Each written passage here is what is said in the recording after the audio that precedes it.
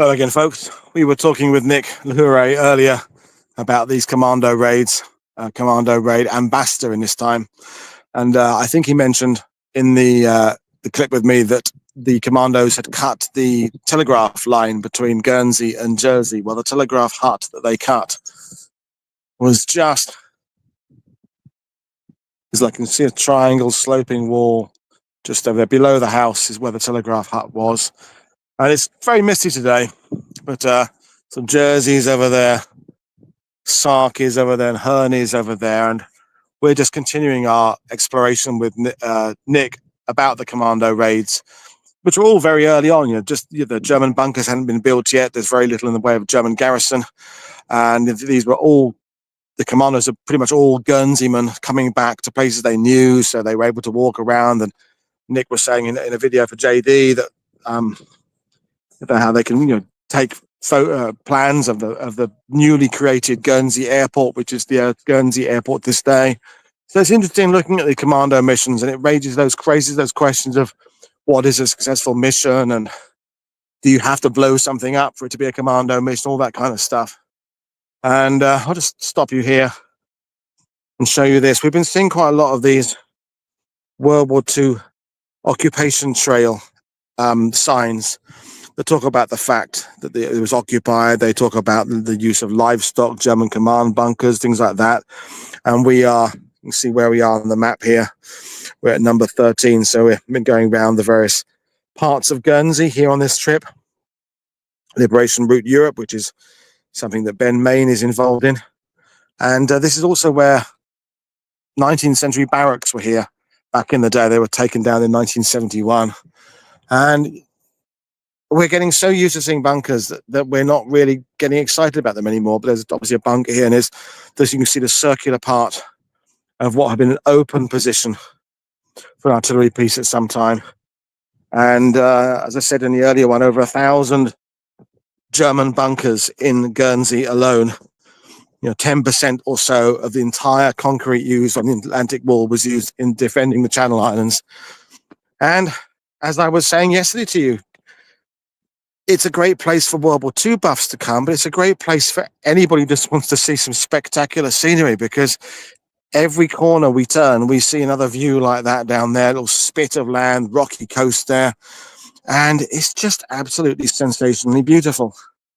And so we're going to be doing a lot of work trying to get people to come to Guernsey and see all this fantastic World War II and other historical period content.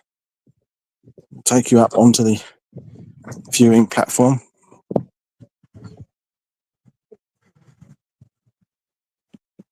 Good to see there are people out and about on a Wednesday afternoon in late March.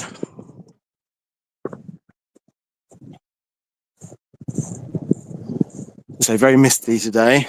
But hey, it's not raining. And again, please don't forget, folks, I'm doing these videos live. They're just teasers. The internet might get a bit choppy. The quality isn't always 100% perfect. I'm just trying to give you a little bit of an insight into what we're doing here and feel part of this process. So as I was saying to you, World War II tourism here is something the Visit Guernsey Tourist Board want to do more of. So myself and JD are here making YouTube content and getting to know these people behind these history projects, the museum owners. We had lunch at the old government house in St. Peter Port today. Great, fantastic, almost like colonial era place. Had a fantastic curry sandwich there. And the owner or manager there showed us their historical collection of the fact it was a Soldatenheim in World War II. So German soldiers would go there, and it's pre-war history, it's current history. It's just everywhere here. So it's a bit hazy, but you can see various things from here. So try and not get the shadow of my stabilizer in there. So there's Guernsey. So from here, where we are, where the red dot is, so you can see Herm, Sark, and Jersey. And on a clear day, we'll be able to see. And where I live over there, there's Normandy over there. So those of you who've done the World War II TV Normandy tour, and I've taken you to Le Hay de Puy and the hills there, and I've said to you, you can see the Channel Islands from there. Well, that's That's over there somewhere. And Cap de Carteret, which is somewhere I go to very often. Cap de Flamanville, that's up near where the nuclear power station is for Normandy. And we're flying off in a Junkers 52. Well, I hope so. Tomorrow, me and JD will play the Where Eagles Dare theme tune as we board the aircraft, and we fly from Guernsey to Alderney to continue our exploration of the World War II sites here in Guernsey. And I got a message from my dad today, and my dad, for those who don't know, my mum passed away on Saturday, and so my dad's going through the year, and he was able to laugh at the fact that, couldn't you have shown a bit more enthusiasm, son? He said yesterday in a message to me about my exploration around his bunkers. And yeah, it's difficult kind of holding back my excitement for seeing this stuff. And I knew it would be good. And it has been good, and the views have been good, but I think it's particularly the pride people have in their history and how much they want people to see this stuff, because Normandy's become a bit blasé about it. With 2 million visitors a year these days, you know, the restaurant owners are like, yeah, if you don't like the sandwich, the next group will, kind of thing. And they're not very good at putting up public toilets and information panels. Well, here is the opposite. As part of I guess that's the ventilation part of this German bunker we're standing on top of here. So I'll just take you back. I might wander up the road a little bit towards where the Telegraph hut was. Sun's terrible. See, JD's doing his thing over there. So YouTubers crossing like ships in the night. He's doing his thing. I'm doing my thing.